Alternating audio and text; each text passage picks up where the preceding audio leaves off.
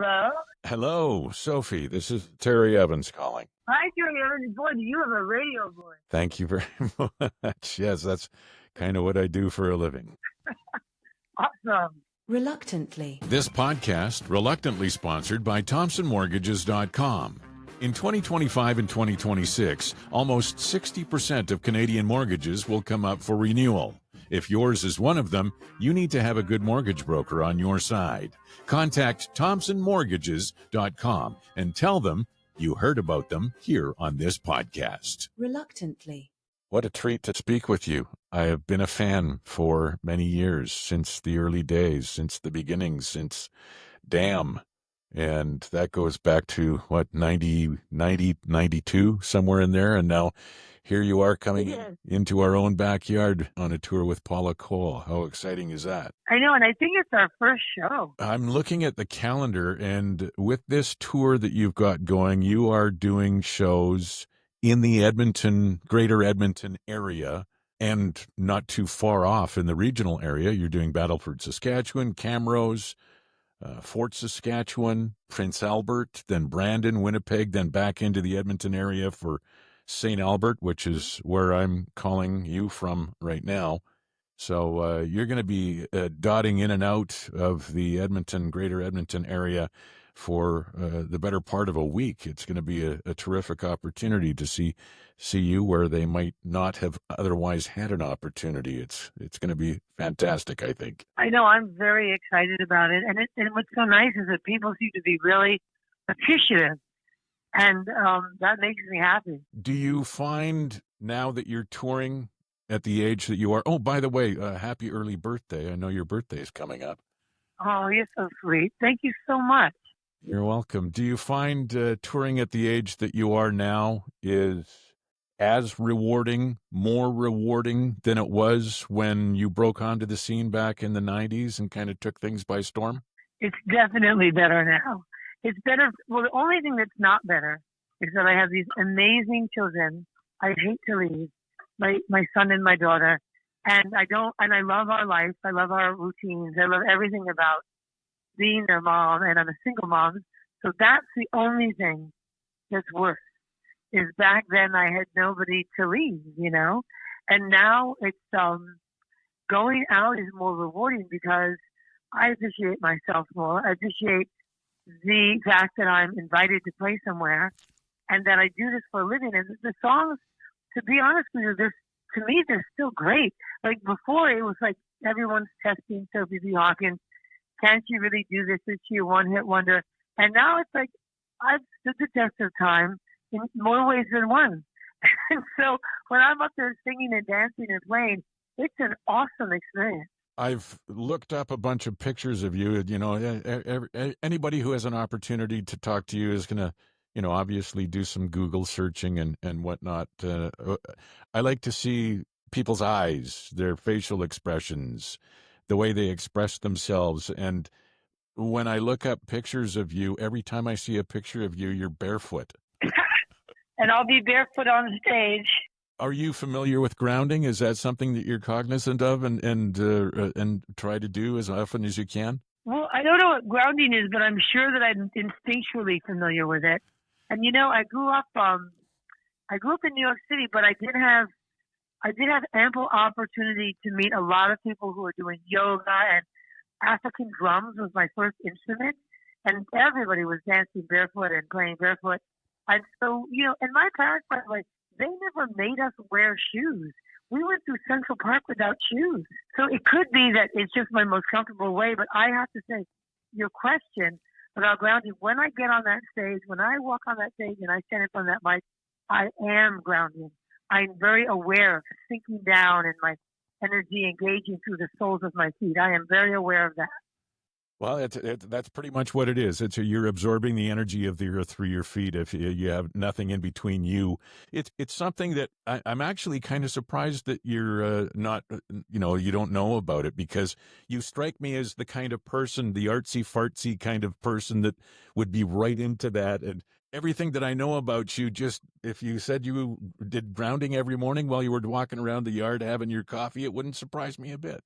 But I will now. I just never heard of it. I think I do walk around the yard in my bare feet with my coffee, and I do actually write on my porch. It's getting a little cold now, but so I understand what you're saying. But you know what's also really funny is I'm not sure I'm artsy fartsy. I think that I'm like really this ordinary person with a lot of routines and not too many routines, but simple ones, like making hot cocoa before bed and waking up early and writing, and I do yoga and all those things. But I'm not really artsy fartsy the way I see artsy fartsy people. I hate to say it, I'm kind of more normal. Well, finding solace and comfort in the normal things is something that so many people struggle with. I think it's great that you're able to do. Oh my God, and that's why I love where I am, and I can't imagine leaving home except for the fact that I have this incredible invitation to do it. But by the way, right now I'm walking around in my bare feet on the street. And you know what I love? I love tar. I don't even just love grass and rock. I happen to love tar. You know, when you step on tar and it feels so. You're talking about asphalt, tar. Yes. I always love the smell of it, and I like walking on it. Right now I'm walking on the road. It feels great in my bare feet because of you. I love it. All right. Well, I guess where is home now? Where is home? Yeah, I know you're from New York City. Are you still living in New York? Or yeah. I moved out during COVID. I moved out to a small town outside of New York because my kids refused to do homeschooling on computers. So I had to Google where are schools open on the Northeast, and this small town came up, and that's where we moved in. By the way, we stayed because I just fell in love with the trees, and I just love everything about it. I love waking up and being surrounded. I call them my ancestors, the trees. They're so healing, and I feel good. So right now I'm actually in the country, outside New York. All I have to do to get to Manhattan is take the train. How much does being outside of the city contribute to your visual art, aside from your songwriting and performance, painting and whatnot? Yes, it's true. It does. Like I don't know if anybody wants to go on my website, they'll see paintings and so forth. But yes, I live in a town on the beach, by the way, and it's just incredible. Some of my newest stuff is on the beach, and before that, fall in the books. You know why it is though? I like being outside, and if I could do anything outside, I would do it outside. Cooking, writing, painting. But painting is one of the most fulfilling things because it's quiet. How do you think the artistic nature of that, visual art has affected your songwriting or impacted it in any way, if at all? Completely. Well, first of all, when I was 14, I went up to the art studio in my school in Manhattan. And Mr. Dooley, the art teacher, said, "Sophie, you should be a painter." And I looked at him and I said, "I'm going to be a drummer." But I want to say that I still remember that because painting is the thing that is more natural for me. Just being, able to just give myself the permission to paint. And music is it took me so many years to even just learn to play a paradiddle, on drums. But painting was always there. And I look forward to a time when I paint equally as much as I write songs. And I think that the visual aspect of painting and loving to be in the art visually has affected my production. As when you hear my records and you hear the chord changes and the moodiness and everything, that's all this sense of wanting to see something different. I don't like following the rules of music. Reluctantly. This podcast is reluctantly sponsored by ThompsonMortgages.com. Did you know that 60% of all Canadian mortgages are set to renew in 2025 and 2026? Is yours one of them? If so, don't just DocuSign that email from whatever lender is holding your mortgage right now. Contact Mike or John at ThompsonMortgages.com and find out if they can find you a more favorable financial situation. Rates are different now than they were 5 years ago. It'll have an impact on your monthly payment. Should you be on a fixed or a variable term? Should you stay where you are? Or maybe move to another lender for your next term? These are all questions that can easily be answered by ThompsonMortgages.com at no cost to you. The lender pays. you benefit from the service and the great advice of the Thompson Mortgage team. Contact them through thompsonmortgages.com and tell them you heard about them on the Reluctantly podcast. Reluctantly. I so appreciate your 2023 album, talking about the way it makes you feel and the way it helps you perform.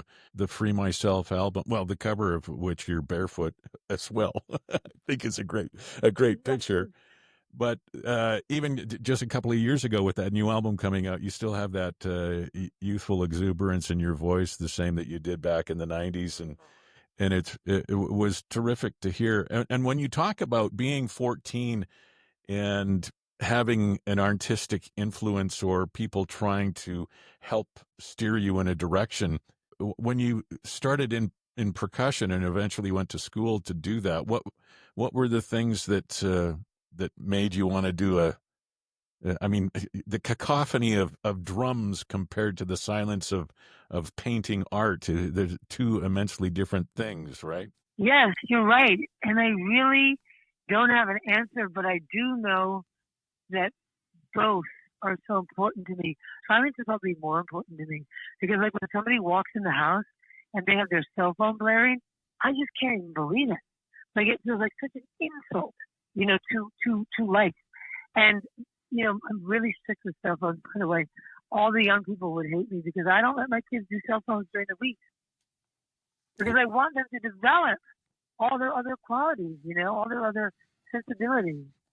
But I don't know the answer to that, but I do know that there are these stories, and they come out in my songs, and I needed a language, and that's what I had to do. I couldn't just say them at the time. I mean, now I'm working on a book, and I wrote a musical where I wrote the music and the book.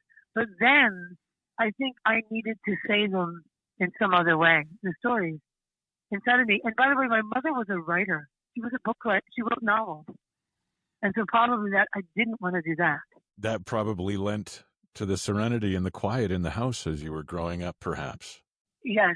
No, it's true. My mother was a nature person, and she really appreciated all the details and the tones, and so did my father. I mean, they listened to great records, but life was more like that then. We didn't have this constant barrage of stuff always coming at us.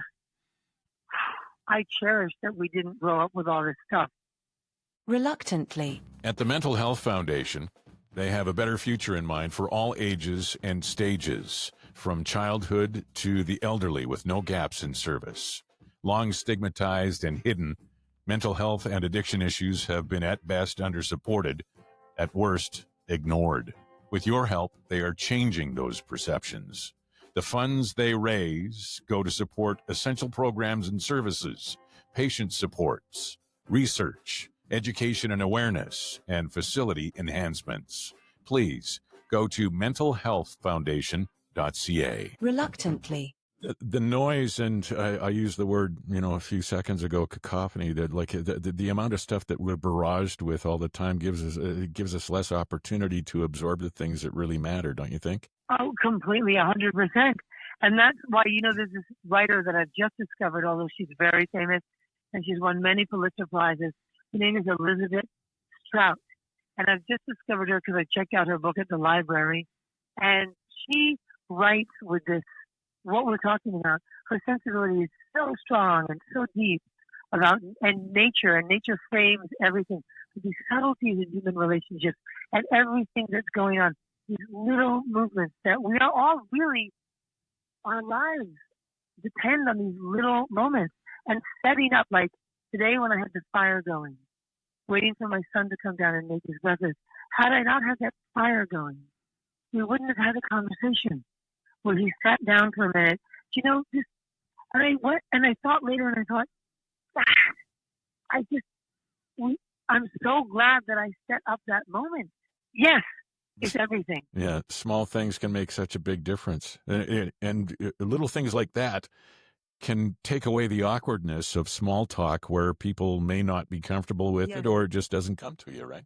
Yes. And I learn all the time from my children, but I have been learning from having a teenager what is important to say. And the gift of silence also, to not say things, and then also to wait and be patient. And then like those moments where, I was just stoking the fire so that it would be the highest when he came down the stairs. And the irony of it was that I was sitting there writing by the fire. The irony was that I didn't know he had a free first period, so he didn't come down at the same time. So then I was just stoking it, and I said, Sophie, look at you. You'll do anything for this kid. You're going to keep doing this because you just want that moment where he sees it and maybe sits down. And then the moment happened, but this is what we miss with media is we're like, hey, did you see this on this? And everyone's showing each other their phones, but we miss each other. A connection with each other. And maybe it's emblematic or ironic or connected in some way to what we talked about at the beginning of our conversation, how you jump around barefoot and walk around barefoot, whether it be on stage or just everyday life, where there's a connection that needs to be made between you and the planet and you and the people who make up your planet. Yes. And that's the thing about like why tour. Ultimately, that's why it is. That is why it is, because there's not enough. The risk is so great. It seems like, because of all the media, of leaving home and leaving your kids. It seems like such a big risk. But then what you get in return is this connection with the people that come, they bother. And I think, how do people even bother to come out anymore? I'm so lucky when people show up because they make it so seductive to stay home now. Whoever they are. But you know what I mean? All the shows, all the ease, all the comfort, and then also all the fear of what's happening in the world. Who would want to go out? Yet people do. It's quite extraordinary. The whole Netflix and chill, I guess it's not the right word, generation, because let's call it a quasi-epidemic, because people of all ages end up falling into that sort of rut, and they miss an opportunity to go out and experience things that could provide them with so much pleasure, which brings us right back around to what you were just talking about, your touring. And I do feel Canadians in general are more less. There's this arrogance in the world about blah blah blah, and I feel like I'm coming to a place where people are really, they get it, and you're letting us in spite of all.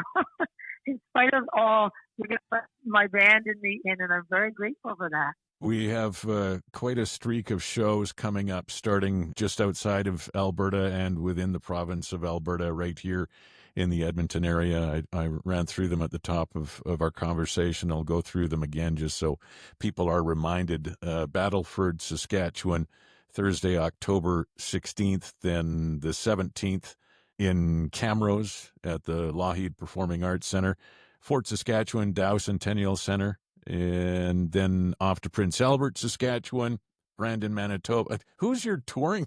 Who's your agent? They booked you all over the place. You're like a family circus dot going all over. I know. My friends are saying, what the? And I just said, I don't know. Let's just go with it, because this is the first time in a long time. And some of the towns I've never been to, so I'm just going with it. I understand what you're saying. You're in Saskatchewan, then Alberta, then Saskatchewan, then Manitoba, then Alberta, and then out to BC. Well, I wish you nothing but the best success, continued happiness and joy with performing and with very receptive audiences. And I can't thank you enough for taking a little time to chat with me today. Me too, and thank you so much. And if you make it out to one of the shows, will you please come and say hi? I certainly will. Thank you. It's wonderful that you spoke to me. Thank you. Thank you, Sophie. All the best. Wish you luck. And again, happy birthday. Thank you. And happy birthday to you. What is it, 6 months later? Mine's December 14th. Wow. Happy birthday to you, too. That's cool. Yeah. All right. All right. Take care. All right. Talk to you again. Bye-bye. Bye. Reluctantly. This podcast reluctantly sponsored by ThompsonMortgages.com. When you contact them, please tell them you heard about them on the Reluctantly podcast. Don't just sign your renewal. Contact Mike and everyone at ThompsonMortgages.com and make sure you get the next term that works for you. Reluctantly.